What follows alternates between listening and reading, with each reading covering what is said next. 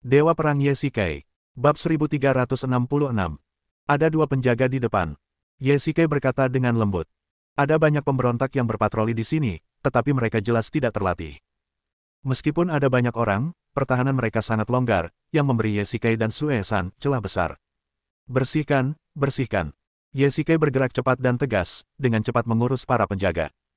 Kamar-kamar ini cukup besar dan umumnya tidak digunakan untuk tempat tinggal. Sebaliknya, kamar-kamar ini cukup cocok untuk menyimpan makanan. Saudara Ye, Anda cukup terampil. Sue-san, yang sedang memanjat tembok, melihat pemandangan ini dan tidak dapat menahan diri untuk tidak memujinya. Dia menjatuhkan dua orang dengan satu gerakan. Ini pasti Qin Jun. Jangan bicara omong kosong. Naiklah dan balikkan jerami itu, lalu lihat ke dalam untuk melihat apakah itu lumbung padi. Aku akan menjaganya untukmu. Yesikai mendesak dengan cepat. Tidak masalah, serahkan saja padaku. Sue-san mendorong dirinya sendiri dengan kedua tangan dan langsung melompat ke atas atap. Jika seseorang tidak mengenalnya, mereka akan mengira dia ditarik dengan tali. Anggota tubuhnya ditekan ke dinding dan dia bergerak sangat cepat. Dia memang seringan burung layang-layang. Jika dia berada di zaman modern, Sue-san akan menjadi seorang master jika dia berpartisipasi dalam olahraga seperti senam atau parkour. Anak ini memang punya beberapa keterampilan. Yesikai awalnya mengira Sue-san sedang membual. Melihat posturnya, dia bukan hanya seorang pencuri biasa, tetapi juga seorang pencuri ulung. Jika dia bisa direkrut ke dalam tim, dia pasti akan sangat berguna di masa depan. Hei, apakah kamu siap? Yesikai mendesak dengan suara rendah. Akan segera siap. Sue-san menggunakan belatinya untuk mengambil jerami dan melihat ke dalamnya melalui beberapa lubang kayu. Saudara Ye, benar-benar ada makanan dan pakan ternak di dalam. Apakah ini benar? Tentu saja benar. Sue-san melompat dan mendarat tanpa suara seperti kucing liar di malam yang gelap. Dia berjalan cepat dan menemui Yesikai. Di sana gelap sekali, apa kau yakin tidak melihat apa-apa? Yesikai masih sedikit khawatir. Tidak ada bulan malam ini, dan tidak ada sumber cahaya lain kecuali beberapa api unggun di kamp. Jangan khawatir, mataku sangat tajam di malam hari, aku tidak akan salah. Ada ribuan karung gandum di sana, menurutku, karung sebesar itu pasti berisi setidaknya 1 atau 2 batu gandum. Orang-orang ini benar-benar bajingan, mereka punya begitu banyak gandum tetapi hanya memberi kita sedikit. Sue-san tidak bisa menahan diri untuk tidak mengumpat, sementara Yesikai juga menghitung dengan cepat dalam benaknya. Ada lebih dari 3.000 orang di sini, tetapi jika ada beberapa ribu batu gandum, itu akan cukup untuk menopang mereka selama hampir 2 bulan. Saat itu, jika para pemberontak tidak mati kelaparan, tentara Qin dan orang-orang di Kabupaten Gong akan mati kelaparan terlebih dahulu. Selain itu, jika para pemberontak terus merekrut tentara dengan gandum, hasilnya akan menjadi bencana.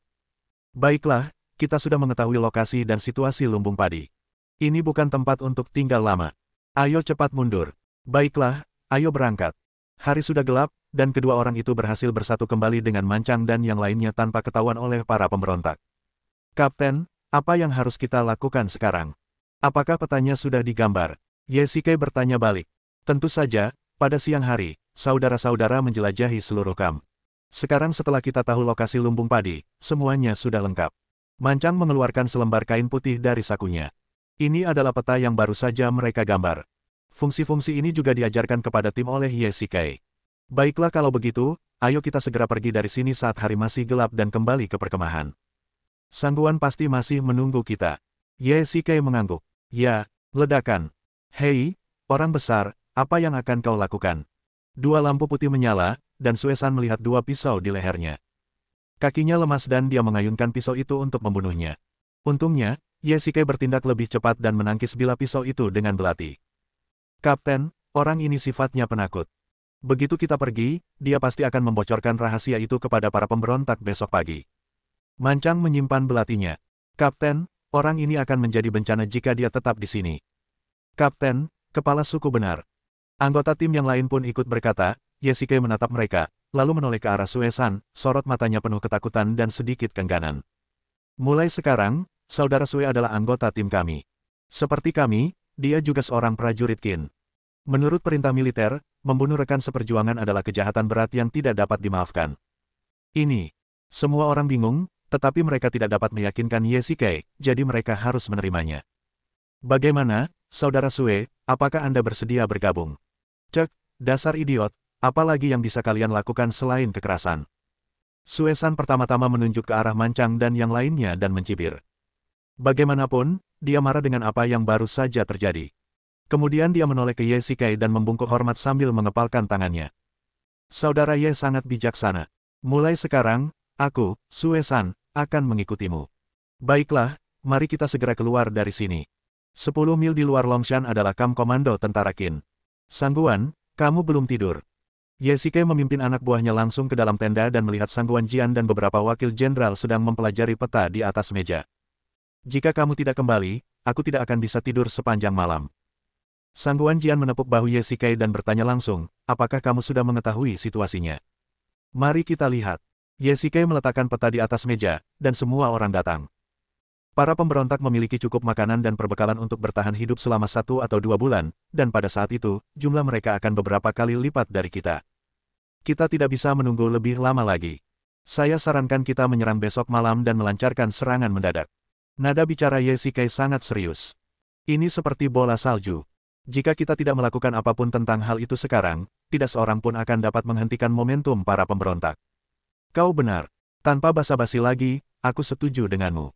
Sangguan Jian melihat tanda pada peta, yang dengan jelas menandai jumlah penjaga di setiap lokasi. Dengan cara ini, hanya dengan menemukan titik lemah dalam pertahanan dan membuat terobosan dalam satu gerakan. Siapa saudara ini? Pada saat ini, mata Sangguan Jian juga memperhatikan Sue San di sudut.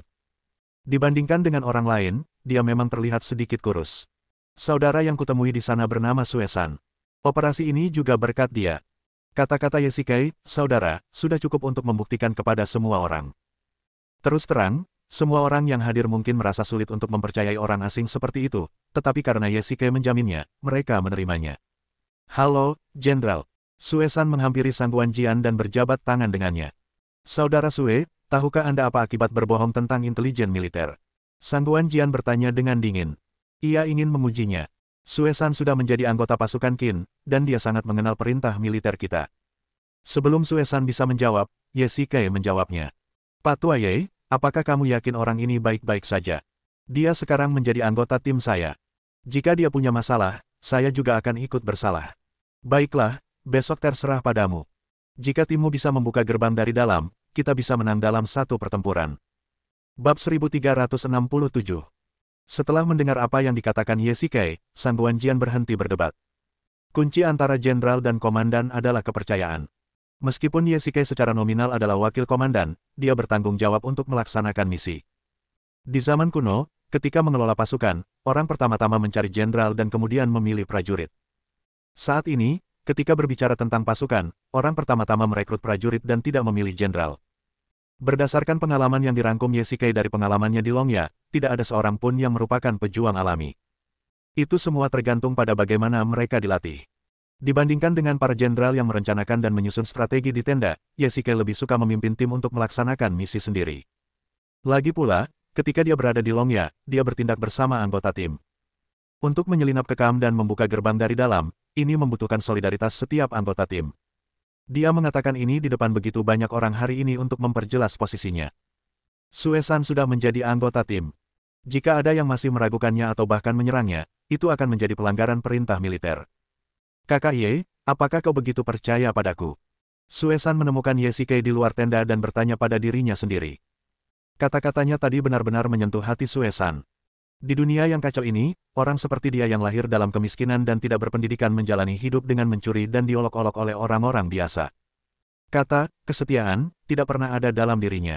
Baginya, mungkin dia ditakdirkan untuk tidak dipercaya dalam hidup ini, sampai dia bertemu Ye Shikai. Aku tidak pernah percaya penilaian orang lain, aku juga tidak percaya hanya apa yang kulihat. Aku hanya percaya pada hatiku sendiri. Kita semua manusia, bukan rubah. Tidak ada yang terlahir sebagai pengkhianat, dan tentu saja, tidak ada yang terlahir setia. Ye Shikai menepuk bahu Sue San dengan lembut.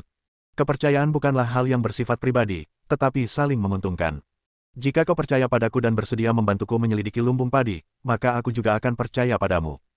Bergabunglah dengan pasukan Qin, dapatkan gelar militer, lalu hadapi semua orang secara terbuka. Pak Tua Ye, mungkin kamu tidak begitu mengerti cara dunia ini. Terkadang, kamu tidak dapat mengubah pikiran orang lain hanya dengan mengubah dirimu sendiri, tetapi aku tetap sangat bersyukur kamu percaya padaku. Kapten, ini yang Anda inginkan. Pada saat ini, 2 prajurit Qin datang. Ye Shikai mengambil peralatan dari keduanya dan menyerahkannya kepada Sue San. Pelindung lembut, busur silang, pedang pendek, tali, semuanya sudah siap. Kurasa, selain pedang pendek, kau seharusnya sudah ahli dalam hal lainnya. Tentu saja, dengan tali ini, aku bahkan bisa masuk ke istana Xianyang. Suesan bergumam. Bersiaplah untuk beraksi besok malam. Bahasa Indonesia. Modern, Guzong. Aku juga tidak tahu di mana dia. Jiqian tidak dapat menjawab pertanyaan Chen Yuxin. Sebenarnya, dia juga ingin tahu di mana Ye Shikai berada, tetapi tidak peduli siapa orangnya, tidak ada yang dapat membayangkan bahwa Ye Shikai telah melakukan perjalanan ke dinasti Qin lebih dari 2000 tahun yang lalu. Aku akan membunuhmu. Tepat saat Chen Yuxin hendak mengambil tindakan, sesosok tiba-tiba melompat di antara kedua belah pihak. Siapa kamu? Chen Yuxin menyingkirkan pedang Chunjun dan menatap lelaki tua di depannya. Saya Dugu Tianke, dan saya di sini sebagai tamu dari Sekte Gu. Karena Anda tamu, silakan minggir. Wajah Chen Yuxin menunjukkan niat membunuh. Dia ingin menyingkirkan Jiqian dan dia bahkan tidak sabar. Dia tidak takut bahkan jika keluarga Ji membalas dendam setelahnya. Aku tidak menyangka cicit Chen Yaozu begitu kejam. Sepertinya semua ini memang sudah ditakdirkan. Kau tahu kakek buyutku. Chen Yuxin cukup terkejut. Terlebih lagi, pria di depannya benar-benar memanggil Chen Yaozu dengan namanya, yang berarti mereka adalah teman sebaya. Yaozu adalah teman baikku. Dia telah berlatih di pegunungan terpencil di Jiangnan selama bertahun-tahun. Wajar saja jika kamu tidak mengenalku. Dugu senior, karena kamu adalah teman baik kakekku, tolong jangan ikut campur. Setelah melihat Dugu Tianke, meskipun kemarahan Chen Yuxin sudah mereda, itu hanya karena dia dan Chen Yaozu sudah saling kenal. Mengenai Jiqian, Chen Yuxin masih ingin menyingkirkannya secepat mungkin. Tapi, karena aku adalah pendahulumu, kau tidak bisa mengambil nyawa wanita ini hari ini. Dugu Tianke berkata ringan, sambil menunjuk Jiqian di belakangnya. Karena senior tidak mengizinkanku, jangan salahkan aku karena mengambil tindakan. Tanpa berkata apa-apa, Chen Yuxin menghindar melewati Dugu Tianke dan mengayunkan pedangnya langsung ke Jiqian. Saat ini, dia masih memiliki sisa racun di tubuhnya, dan yang terpenting adalah dia lemah dan bahkan tidak bisa menggunakan setengah dari kekuatan internalnya yang biasa. Akibatnya, dia bukan tandingan Chen Yuxin. Langit dan bumi akan hancur. Dugu Tianke tidak terburu-buru. Dia hanya berdiri di sana dan mengayunkan lengannya perlahan. Pertama-tama dia menggambar sebuah lingkaran, lalu menyatukan kedua telapak tangannya. Kemudian, sebuah pemandangan yang mengejutkan terjadi. Sebuah tanda riak menyebar dengan Dugu Tianke sebagai pusatnya. Pada saat ini, dia seperti sebuah lubang hitam, menelan semua warna. Kemanapun tanda riak itu pergi, tanda itu berubah menjadi hitam dan putih. Kecepatan benda-benda mulai melambat, dan secara bertahap, gerakan itu tampak berhenti. Pedang Chen Yuxin sudah dalam jangkauan Jiqian, tetapi pedang itu hampir tidak dapat bergerak maju, dan tubuh semua orang, termasuk kulit, berubah menjadi hitam dan putih, seperti tampilan di TV hitam putih lama. Tanpa warna, segala sesuatunya terhenti, seperti lukisan. Ledakan. Dalam sekejap, dunia kembali berwarna, dan hal-hal yang stagnan juga pulih secara tiba-tiba. Chen Yuxin terbang ke samping dengan pedangnya, lengannya gemetar. Dugu Tianke hanya menggunakan batu untuk memukul ujung pedang, dan getaran yang dihasilkan cukup untuk menghancurkan tulang lengan seorang praktisi. Chen Yuxin sudah dianggap jenius dalam kultivasi, tetapi di mata Dugu Tianke, dia hanyalah seorang bayi dan mudah untuk menghadapinya. Tidak mengherankan. Karena dia adalah rekan Chen Yaozu, kekuatannya secara alami tersembunyi. Terus terang, Dugu Tianke sudah terkenal bahkan sebelum Chen Yuxin lahir. Bagaimana, anak muda? Apakah kau ingin mencoba lagi? Dugu Tianke masih menahan diri. Chen Yuxin sedang mengandung janin di dalam perutnya dan tidak bisa menggunakan kekerasan. Jika dia menggunakan kekerasan lebih banyak tadi, kemungkinan besar akan ada 2 orang yang meninggal. Tuan, apakah Anda baik-baik saja? Feng Ling segera bergegas dan membantu Chen Yuxin berdiri. Dengan kekuatan internal Dugu Tianke, bahkan keempat pemimpin organisasi, bayangan, hampir tidak dapat lolos dari gerakan penghancuran langit dan bumi. Ayo pergi. Chen Yuxin berkata dengan enteng. Meskipun hatinya tidak rela, dia tidak punya pilihan. Bertarung tidak akan membuahkan hasil apapun. Chen Yuxin tentu saja tidak akan menyerah begitu saja, tetapi dia akan memilih kesempatan itu dengan lebih baik. Senior Dugu, terima kasih telah menolongku tadi. Jiqian melangkah maju dan mengangguk. Sama-sama, gadis Ji. Aku hanya membantu seorang teman. Dia tidak bisa pergi, jadi aku datang ke sini untuknya.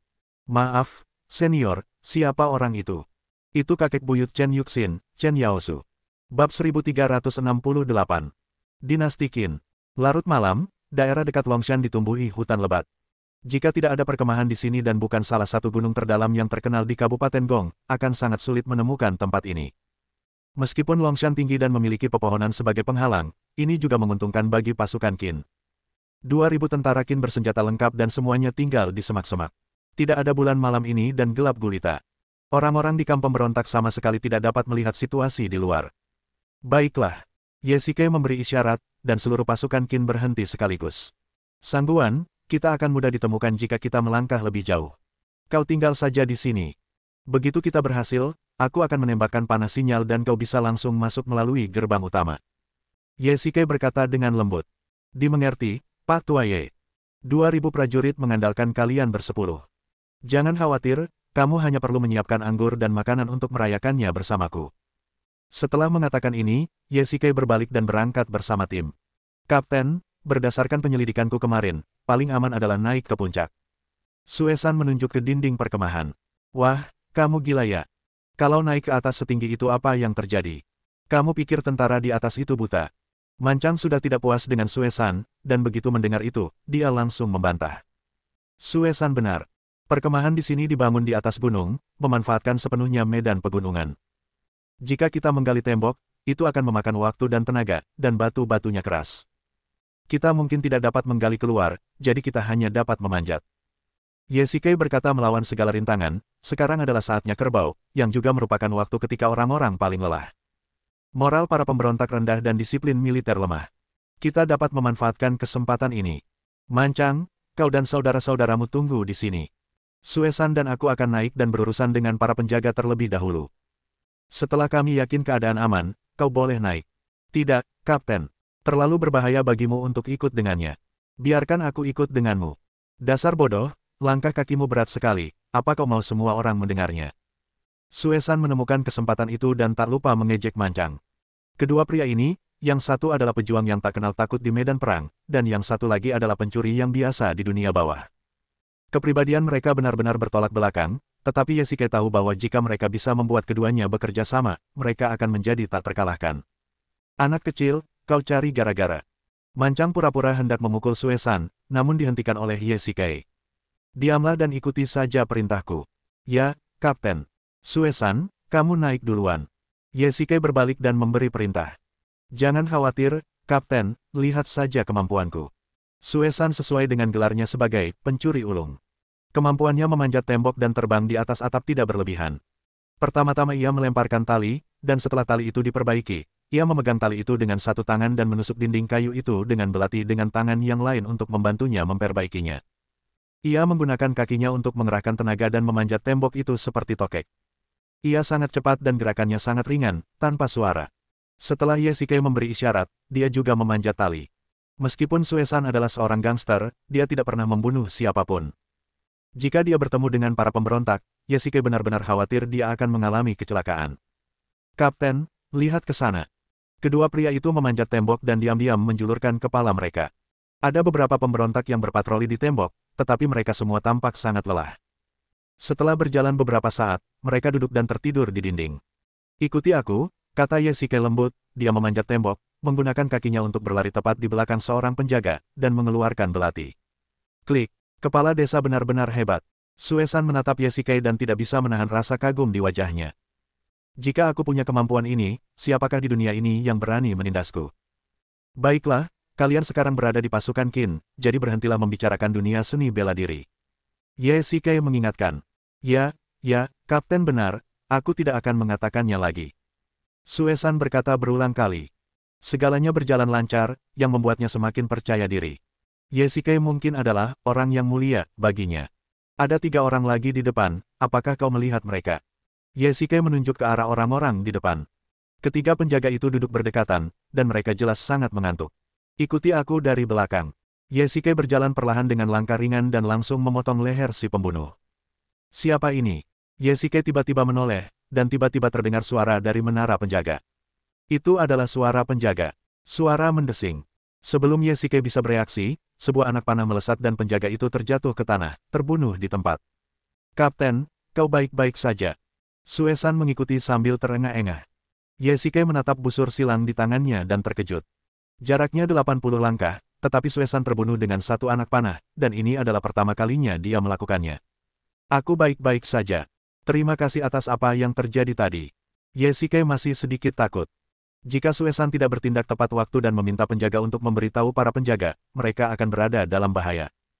Setelah kedua pria itu memastikan area itu aman, Ye-Shikai datang ke tempat mereka memanjat dan menarik tali ke atas 3 kali. Mereka akan datang, mari kita berjaga di sini. Ye-Shikai mengeluarkan busur silang dan mengamati situasi di dekatnya dengan saksama. Para pemberontak yang berpatroli akan berganti giliran setiap 2 batang dupa, jadi mereka tidak punya banyak waktu. 5 menit kemudian. Bagaimana? Apakah saudara-saudara semuanya datang? Jangan khawatir, Kapten. Mereka semua ada di sini. Baiklah, sekarang terserah kita. Semuanya, ikuti aku. Ya, gerbangnya sangat berat. Kita butuh seseorang untuk memutar rodanya dan menariknya. Ada lebih dari 20 penjaga di bawah gerbang. Kita harus bergerak cepat. Ya, Kapten, biarlah aku turun dan membunuh para penjaga itu, usul Mancang. Dia sudah lama tidak berada di medan perang. Baiklah, kamu dan aku akan membawa 3 orang untuk membunuh penjaga di lantai bawah, dan Suesan akan membawa orang lainnya untuk menarik sakelar dan membuka gerbang. Kapten, bagaimana kalau aku ikut denganmu? Suesan berkata dengan ragu-ragu. Baiklah, kau tidak boleh membunuh siapapun, dan kau sudah memberikan kontribusi dalam misi ini. Jika kau ikut bersama kami, apakah kau akan membunuh musuh atau kau ingin kami melindungimu? Baiklah kalau begitu. Aku pasti akan menyelesaikan tugas itu. Suesan menanggapi dengan memberi hormat dengan tinjunya, dan membawa keempat orang itu ke atas tembok desa. Pakai busur silang dan ikuti aku. Ye-Shikai memimpin 4 orang, tetapi langkah mereka tidak terlalu cepat.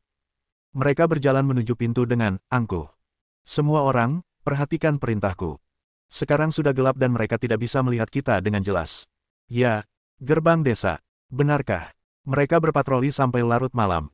Mereka sengaja berusaha menghalangi kita tidur. Baiklah, berhenti bicara. Lihat, saudara-saudara yang sedang berganti penjaga sudah ada di sini. Tetapi belum saatnya untuk mengganti penjaga. Beberapa penjaga melihat beberapa sosok berjalan di kejauhan dan merasa penasaran. Bagaimana mungkin orang bisa datang hanya dalam waktu sekejap? Berhenti, siapa kalian? Teriak penjaga di seberang sana, namun semua orang tetap diam dan terus berjalan maju. Berhenti, kau mendengarku. Aku sedang berbicara dengan kalian. 40 langkah, 30 langkah.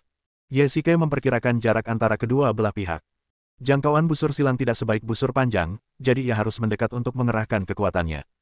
20 langkah. Sedikit niat membunuh terpancar di mata Ye-Shikai. Tiba-tiba dia mengeluarkan busur silang dan menarik pelatuknya. Anak panah busur silang melesat ke arah para penjaga seperti tetesan air hujan. Lepaskan anak panahnya. Bab 1369. Pada jarak 20 langkah, melempar batu ke orang bisa membunuh mereka, apalagi anak panah. Baju besi pemberontak sama sekali tidak bisa menghentikan anak panah. 6 orang menembakkan anak panah bersama-sama, dan ratusan anak panah ditembakkan dalam waktu lebih dari 10 detik. Para pemberontak bahkan tidak punya waktu untuk melawan sebelum mereka tenggelam dalam hujan anak panah. Ye-Shikai adalah seorang ahli bela diri, dan dia juga sangat ahli dalam menggunakan senjata dingin seperti busur silang berulang. Dia hampir tidak pernah meleset dari sasaran dengan anak panahnya. Busur silang berulang dapat menembakkan lebih dari 20 anak panah dalam waktu singkat. Di era senjata dingin, itu setara dengan senapan mesin ringan modern. Terutama jika seseorang tidak memiliki pelindung yang baik, sulit untuk menahan anak panah busur silang. Wus, wus, wus.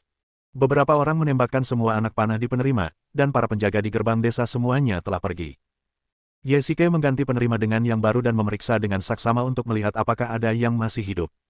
Kapten, semuanya sudah beres. Setelah memastikan, Mancang mengirim sinyal ke 5 anggota tim di atas gerbang desa, memerintahkan mereka untuk membuka gerbang. Namun, beratnya gerbang desa itu di luar dugaan Ye-Shikai. Bahkan dengan kekuatan 5 orang, masih cukup sulit untuk mendorong kemudi. Kalian semua, maju dan bantu mereka. Ye-Shikai segera menyesuaikan penempatan. Kecuali Mancang, 4 anggota tim yang tersisa maju untuk membantu. Gerbang desa perlahan-lahan ditarik ke atas. Ye-Shikai sangat gugup. Jika dia menghitung dengan benar, dalam waktu kurang dari 5 menit, para pemberontak yang sedang berganti shift akan tiba. Ye-Shikai mendongak dan melihat gerbang itu sudah setengah terangkat, tetapi itu sudah cukup. Masih butuh waktu bagi pasukan Qin untuk menyerbu ke sini. Saat mereka mencapai gerbang, gerbang itu pasti sudah terangkat ke atas. Kapten, terlalu berbahaya di sini. Ayo kita naik dulu. Mancang merasa agak gelisah. Para pemberontak yang datang untuk menggantikan mereka akan segera tiba. Akan terlalu berbahaya jika mereka tinggal di sini lebih lama lagi. Mereka hanya 10 orang. Tidak, kita harus memastikan pasukan utama menerobos masuk ke kamp. Ye-Shikai dan Mancang berjalan ke tembok desa dan bertemu kembali dengan semua orang. Ye Sikei mengeluarkan anak panah sinyal dari pinggangnya, menyalakan mata panah, dan menembakkannya ke langit dengan busur silang, menghasilkan suara tajam yang cukup keras untuk didengar seluruh Longshan. Ini adalah sinyal kerjasama internal dan eksternal, tetapi para pemberontak juga dapat mendengarnya. Serang! Sang Guanjian tiba-tiba berdiri dan berteriak keras. Sesaat, hutan yang sunyi di luar Longshan mengeluarkan suara gemuruh yang memekakkan telinga, api muncul di mana-mana, dan pasukan Qin, yang memegang obor dan senjata, menyerbu desa seperti gelombang hitam. Sang Guanjian secara pribadi memimpin kavaleri untuk menyerang di garis depan. Cepat, buka gerbang desa, desak Ye Sikei dengan keras. Cepat, tabu genderang. Tentara Qin sedang menyerang. Semuanya, bangkit dan bertarung. Teriakan panik juga terdengar dari kamp pemberontak. Kerjasama internal dan eksternal Ye Sikei memanfaatkan mobilitas pasukan Qin dan membuat mereka lengah. Sekarang sebagian besar pemberontak masih tertidur lelap, dan bahkan jika mereka bangun sekarang, sudah terlambat. Gerbang desa terbuka, cepatlah datang. Pada saat yang sama, para pemberontak juga menemukan bahwa sesuatu telah terjadi di gerbang desa. Gerbang yang seharusnya diturunkan justru ditarik oleh seseorang, dan pasukan Qin hanya berjarak kurang dari 50 langkah dari gerbang. Cepat, cepat dan tutup pintunya. Seorang jenderal berkuda di antara para pemberontak berteriak keras. Ye Sikei melihat sekilas bahwa sebagian besar pemberontak adalah infanteri, dengan kurang dari 100 kavaleri. Pria ini tidak hanya menunggang kuda, tetapi juga memberi perintah. Aku menemukan pemimpin pasukan pemberontak. Ye Sikei berkata dengan suara dingin. Pada saat yang sama, para pemberontak yang bereaksi datang berdua dan bertiga, mencoba memotong tali yang menghubungkan roda roulet dan memaksa gerbang jatuh. Cepat, tembakan anak panah untuk menghentikan mereka. Ye Sikei memberi perintah, dan anak panah jatuh seperti tetesan air hujan. Sebagian besar pemberontak yang datang tidak sempat mengenakan baju besi kulit, dan tidak menyadari keberadaan tim kecil di atas gerbang desa. Saat itu gelap, dan mereka tidak dapat melihat anak panah, dan mereka tertembak dan jatuh ke tanah satu demi satu. Pemanah, ada prajurit Qin di atas gerbang, tembak mereka. Begitu semua orang menembakkan anak panah mereka, posisi mereka pun terbongkar, dan sang jenderal di atas kuda berteriak keras. Tidak bagus, semuanya ikuti aku. Ye Sikei segera memberi perintah, dan semua orang membungkuk dan menempel di dinding bagian dalam desa untuk menghindari hujan anak panah dari para pemanah. Cepat, maju terus, potong talinya, dan turunkan gerbangnya. Pasukan Qin hampir sampai di gerbang, dan sang jenderal sangat panik. Jika gerbangnya hilang, maka kampnya akan hilang. Para pemberontak tidak terlatih dan bertempur dengan tergesa-gesa. Bagaimana mungkin mereka bisa menandingi pasukan Qin yang ganas? Beberapa pemberontak yang berpatroli berada di dekatnya, dan saat mereka berlari ke pintu dan mencoba memotong tali, mereka tiba-tiba merasakan layar hitam di depan mata mereka. Bunuh dia. Di gerbang desa, Sang Guanjian mengangkat seorang pria dan menerbangkannya dengan senjatanya. Seperti seorang prajurit surgawi, ia memimpin pasukan berkuda untuk menerobos gerbang desa terlebih dahulu. Kali ini, gerbangnya dijaga. Moral para pemberontak anjlok ke dasar. Mereka semua adalah petani. Kadang-kadang ketika konflik muncul, mereka bisa bertarung dengan orang-orang muda dari desa lain dengan cangkul dan sekop. Namun di depan mereka ada kavaleri Qin yang diperlengkapi dengan baik. Mereka tercengang. Menghadapi kuda-kuda kavaleri yang tinggi, mereka tampak begitu kecil. Jangan panik, tutup celahnya dan turunkan gerbangnya. Para jenderal pemberontak masih ingin membalikkan keadaan, tetapi tampaknya sudah terlambat. Pasukan Qin yang gelap telah menerobos gerbang desa, dan para pemanah menduduki tembok desa. Bagian dari pasukan pemberontak yang awalnya bertanggung jawab untuk menjaga tembok desa runtuh tanpa perlawanan, dan hampir secara langsung menyerahkan seluruh tembok desa kepada pasukan Qin. Bunuh mereka. Sang Guanjian melihat para pemberontak berkumpul di kejauhan dan memimpin anak buahnya langsung ke sana. Sebelum mereka bisa menyeberangi sungai, mereka menyerang mereka di tengah sungai. Sebelum para pemberontak bahkan bisa mengenakan baju zirah mereka, pedang panjang dan tombak sudah berada di leher mereka. Mereka yang bergegas keluar dari barak dengan tergesa-gesa dikerumuni dan diinjak-injak. Karena hampir tidak ada perlawanan dari tentara Qin, mereka dipenggal di tanah, dan sisanya melarikan diri ke segala arah. Kapten, kemana kita akan pergi? Pada saat yang sama, tim juga menemukan jalan kecil, dan Ye Sikei memimpin semua orang kembali ke bagian belakang kamp. Pemberontak sudah kalah, dan hanya masalah waktu sebelum benteng pertahanan ditembus. Namun, ada jalur langsung dari belakang benteng pertahanan ke pegunungan. Ketika pemimpin pemberontak melihat situasinya tidak baik, dia pasti akan melarikan diri. Kita harus segera pergi ke kamp belakang untuk menghalangi jalannya. Kerumunan itu berlarian sepanjang jalan dan menembak jatuh pemberontak yang tersebar yang mereka lihat dengan busur silang. Kamp itu sudah dalam kekacauan, dan kecuali beberapa orang yang tertinggal, pada dasarnya tidak ada yang menyadari bahwa tim ini telah pergi ke kamp belakang. Desa depan. Meskipun beberapa pemberontak memorganisasi pertahanan, mereka dengan cepat dikalahkan oleh pasukan Qin yang seperti serigala. Mereka tidak memiliki cukup perisai, dan bahkan tidak dapat menahan tembakan busur dan anak panah dari pasukan Qin, jadi mereka tidak punya pilihan selain menyerah. Cepatlah, ayo cepat pergi, tinggalkan kamp belakang dan masuk ke pegunungan. Melihat situasi yang tidak baik, Jenderal Pemberontak segera membalikkan kudanya dan mundur dari medan perang bersama beberapa pengawal kepercayaannya. Bab 1370. Sangguan Jian memiliki pandangan yang komprehensif terhadap situasi tersebut. Menghadapi kelompok pemberontak yang tidak teratur, tidak perlu untuk memusnahkan mereka sepenuhnya. Dia hanya perlu menangkap pemimpinnya, dan yang lainnya akan menyerah. Jadi pada awalnya, Sangguan Jian telah mencari lokasi jenderal pemberontak tersebut. Sekarang Sangguan Jian akhirnya menemukannya. Dia berada di bawah menara panah di kamp tengah. Para pemberontak memiliki banyak orang, tetapi hanya beberapa jenderal yang menunggang kuda, jadi mudah untuk mengenalinya. Kapten Li, bawa pasukan infanteri untuk bertempur di sini. Semua prajurit kavaleri ikuti aku. Abaikan yang lain dan langsung menuju kepala jenderal pemberontak. Sangguan Jian berteriak keras, dan dengan mudah menerobos garis pertahanan pemberontak dengan senjatanya. Kavaleri di belakangnya juga menyerbu ke kamp seperti naga panjang. Cepat, cepatlah. Jenderal pasukan pemberontak itu berbalik dan melihat Sangguan Jian berlari ke arahnya seperti dewa pembunuh. Dia buru-buru melambaikan cambuknya. Beberapa orang kepercayaan dan pengawalnya berbalik dan melawan, mencoba menunda pengejaran Sangguan Jian. Siapapun yang menghalangi jalanku akan mati. Sangguan Jian menembakkan tombak, langsung menikam satu orang hingga jatuh. Pada saat yang sama, ia membalikkan tubuhnya untuk menghindari pedang panjang milik orang lain, menghunus pedangnya, dan menebas orang itu beserta kudanya. Namun, sebelum mereka sempat mengejar, ratusan pemberontak menyerbu dari kedua sisi. Masing-masing dari mereka mengenakan baju zirah dan senjata mereka lebih canggih daripada para pemberontak sebelumnya. Mereka tampaknya adalah para pemberontak elit. Jenderal, pemberontak terlalu banyak. Kita tidak bisa menerobos mereka. Kuda perang memiliki naluri untuk bertahan hidup, dan mereka hampir tidak bisa maju menyerang saat menghadapi tombak. Menyerang maju dengan paksa hanya akan menambah korban.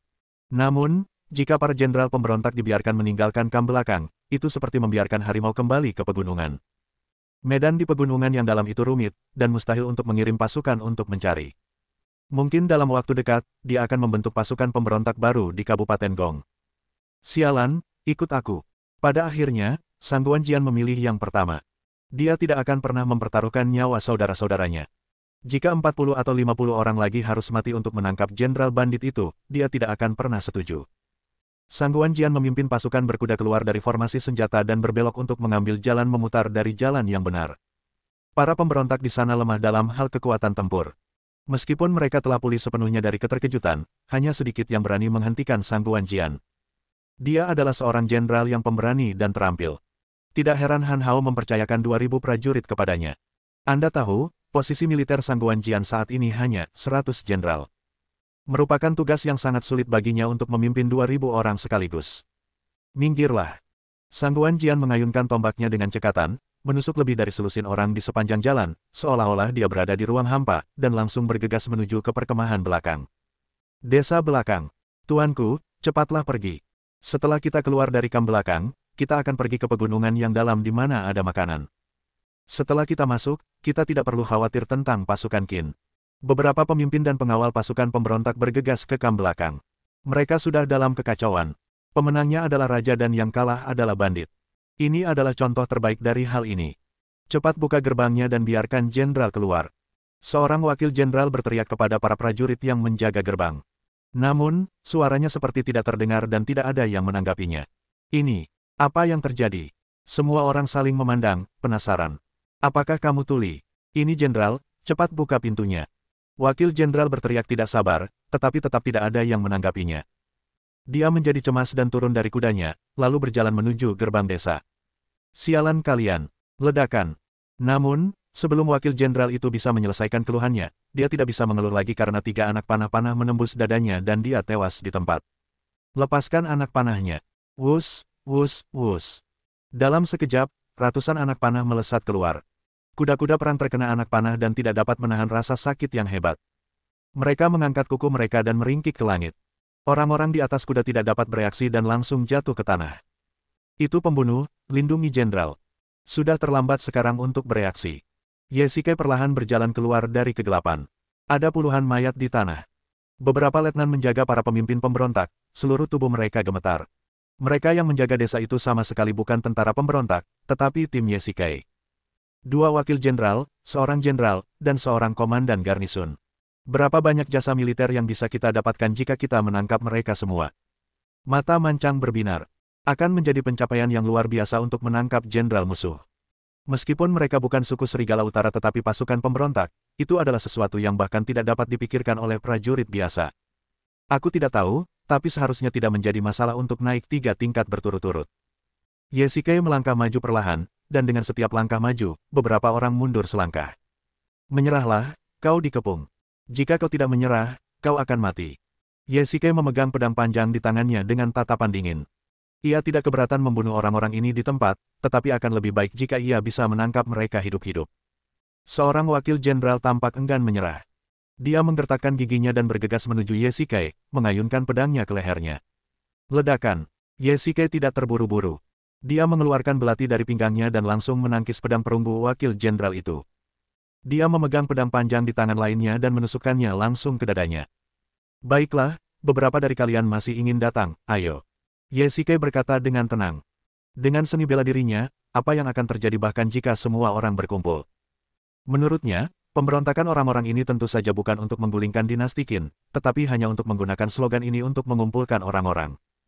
Di masa-masa sulit, jika Anda memiliki orang-orang, Anda memiliki wilayah, dan jika Anda memiliki wilayah, Anda memiliki kekuatan, dan Anda dapat berjuang untuk dunia selangkah demi selangkah.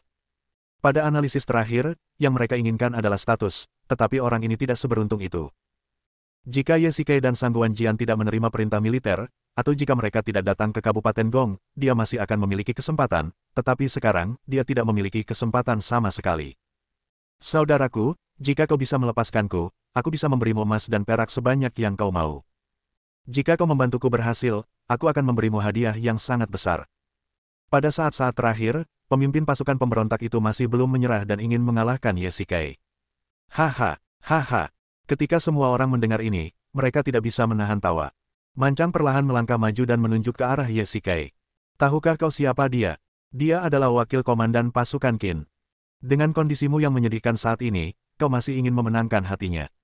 Itu hanya mimpi. Baiklah, hancurkan mereka semua. Yesikai memberi perintah dan anggota tim segera bergegas maju dan mengikat beberapa orang. Para pemberontak yang telah kehilangan semangat juang mereka bahkan tidak melawan. Mereka telah kalah dan perlawanan akan mencari kematian. Kapten, pasukan kita dan pemberontak masih bertempur di Zhongsai. Apa yang harus kita lakukan sekarang? Jangan khawatir, dengan orang tua ini, pertempuran bisa berakhir lebih awal. Yesikai meraih pria itu, meletakkannya di punggung kuda, dan mengawal mereka menuju kampusat. Meskipun para pemberontak memiliki banyak orang, moral mereka sedang kacau. Jika mereka melihat pemimpin mereka ditangkap, mereka tidak akan bisa menjaga kepercayaan diri sedikitpun. Bersambung.